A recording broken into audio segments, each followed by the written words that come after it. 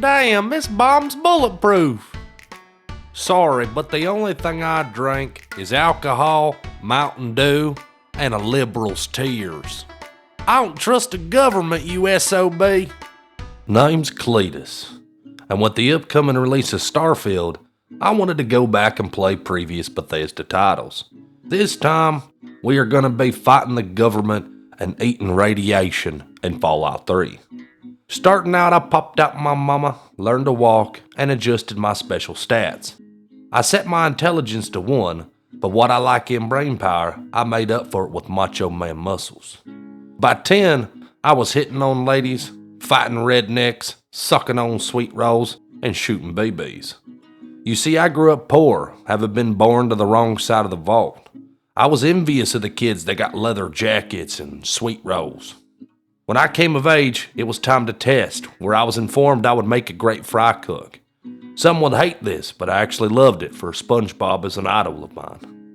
Before I could learn the secret arts of fry cooking, I awoke to find my father gone. That SOB had left me to die, even took my piggy bank and comic book collection. It became obvious what needed to be done. I needed to escape the vault, find my old man, and kill that son of a bitch. Nothing was gonna stand in my way. The mall cops and roaches tried their best to stop me, but they were no match for my hillbilly horsepower. Escaping, I exited the vault and stood in a brand new world. First thing I needed was a beer. Can't seek revenge on my father with a thirsty gullet. I needed a Bud Light. Like I said, a Coors Light. Heading to Megaton, I'm greeted by a sheriff, a man who shared my passion for cowboy hats. It's here he asked me to help with that big bomb in town that required my hillbilly cunning. Don't worry, people, it won't explode. I've disarmed it. Just like that, I had my very own roof. After selling in my new digs, I headed for the saloon. It's here that I met my first ghoul. You are one ugly sumbitch. Megaton offered so much: supplies, alcohol, company of a woman. I had to forego these distractions though, for it was time to find my old man. You see, if I know my hillbilly father, then he's somewhere a hillbilly would go. With the fair not in town and the trailer park destroyed, there was only one place he could be: the garage. It was time to make my journey across the Commonwealth frontier. Getting to the garage wasn't easy. Bloat flies and mole rats and even a Mr. Gutsy tried to put me 10 foot under. But I pulled through with the help of the perfect combo: gunpowder and alcohol. Inside the garage, I found empty whiskey bottles, which made me kind of sad, robo-brains who wanted me to play dress-up, and recliners with built-in televisions. Before I could complain about the terrible standard definition, I blacked out. Awakening, I learned I'd been turned into a kid, which sucks, for they shrunk my dong.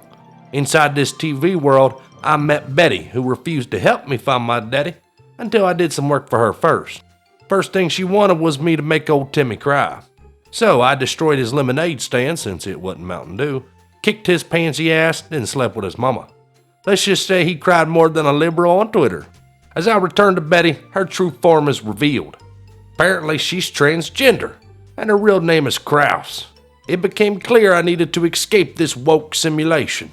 I was told that in order to escape, I would need to find the super secret supercomputer. Despite having the intelligence of a newborn possum, I was able to find the puzzle objects and punch them until they worked. I thought the Chinese invaders on there was a video game like the new Call of Duty, but I was wrong. As I went to confront Betty, China invaded, killing the neighborhood. Betty scolds me for being a troublemaker and reveals my dad was actually the dog. Not gonna lie to you, I didn't know my dad had the powers of a werewolf. It does make sense though, for he's always turned crazy after a couple cases, and he's always loved getting his belly rubbed. Returning back to the real world, I was finally face to face with the son of a bitch that left me for dead. He tries his best to explain himself, but I wasn't in the mood for excuses. Don't run away from me, you son bitch! I liked you better when you was a dog! I haven't forgave my father, but he did ask me for my help. You see, he wants to bring clean water to the people. You see, he's thinking socialism, but I'm thinking capitalism. I mean, this is the capital wasteland after all. Purified water sells for like 20 caps and I could use the money. So, eager for some caps, I headed for River City. Arriving, I'm greeted by the pleasures of the wasteland. Drugs, drinks, and a whole lot of guns. I also found an intelligence bobblehead, but didn't pick it up because I got distracted by a potato. After resupplying, it was time to talk to my old man. He wanted to get Project Purity up and running, and in order for that, he wanted my help cleaning up Jefferson Memorial. As we made the slow walking away from an explosion walk there, he warns me of the incoming danger. You see, the place had been overran by Incredible Hulk cosplayers. Bad news for them though, I had a rifle. Ain't nothing scarier than a hillbilly with a rifle. I mean, I went full deliverance on their asses. After the bloodshed, my work wasn't finished, for I was sent to deal with the pumps that was causing the place to flood. While cleaning the pipes, the G-men arrived, and I had to do the patriotic thing, fight the government. As I tried to rescue my deadbeat dad, he sadly dies, sending me into a redneck rage. If anybody was going to kill my dad, it was supposed to be me. After making my escape, I lead Dr. Lee and the scientists through the Taft tunnels, through enclave patrols and feral ghouls. Popping out, we are at the Citadel, home of the Brotherhood of Steel.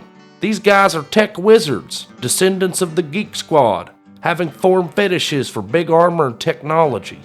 They welcomed us into their base and taught me how to wear the armor of power. It's here I met the big boss man, Elder Limes, who informs me of the Enclave and their evil plots to spread fake news across the Commonwealth. I'm told of a GEC and to use a pre-war computer to help me locate it. Apparently it's in Vault 87, and I would need to go through lamplight caverns to get there. Arriving, I speak to McCready, who is the mayor. Apparently this town is ran by little foul-mouthed brats who won't let me in because they have a strict border policy. He does say that if I free his friends from Paradise Falls, he'll give me access. So, to Paradise Falls we go. Arriving, they won't let me in either. Apparently they want my help rounding up some slaves before they give me access. You know what I said? Hell with that. I had just watched The Sound of Freedom, so I harnessed the power of Jim Caviezel and Mel Gibson. Let's kill some slavers.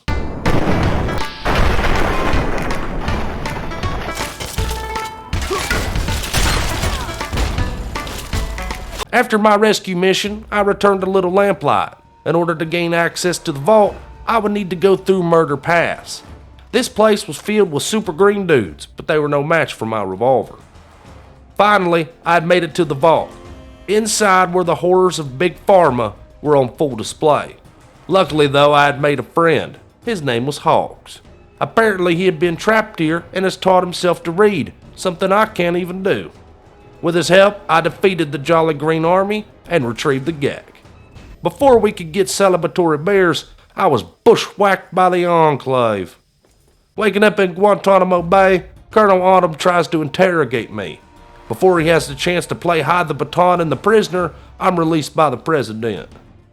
Some Enclave disobey this order, so I have to go full hillbilly on their asses. Arriving in the presidential chamber, I discover the dark secrets of the country. Apparently the president is a robot, constructed by the Illuminati.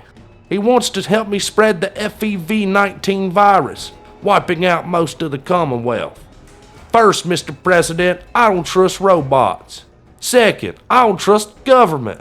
Third, I don't even believe viruses exist. So I told him he could take that deal and shove it up his circuits. Fighting my way out of the base, my new best friend Falk showed up. Together we made our way to the Citadel, where we warned of the Enclave's plan. The Brotherhood knows it's time to stand with us. It's time for Optimus Prime. Following the big-ass robot into battle, we destroy the Enclave while dodging missile fire. Arriving at Jefferson Memorial, we wipe out the remaining Enclave, and I come face to face with Colonel Autumn. It doesn't go his way. After taking out the trash, it was time to start up the purifier. However, there was a problem. Someone would need to go inside, withstanding the radiation, and type in the code. Lyons offered, but no, I don't trust women.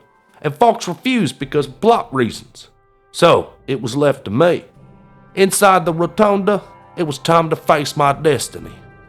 Shit, I forgot the code. What the hell's the code? Is it 69? Just like that, the purifier starts. The Commonwealth is saved. And Cletus, hillbilly savant, had truly made the Commonwealth great again. As I lay down, I'm reminded of a passage from the good book.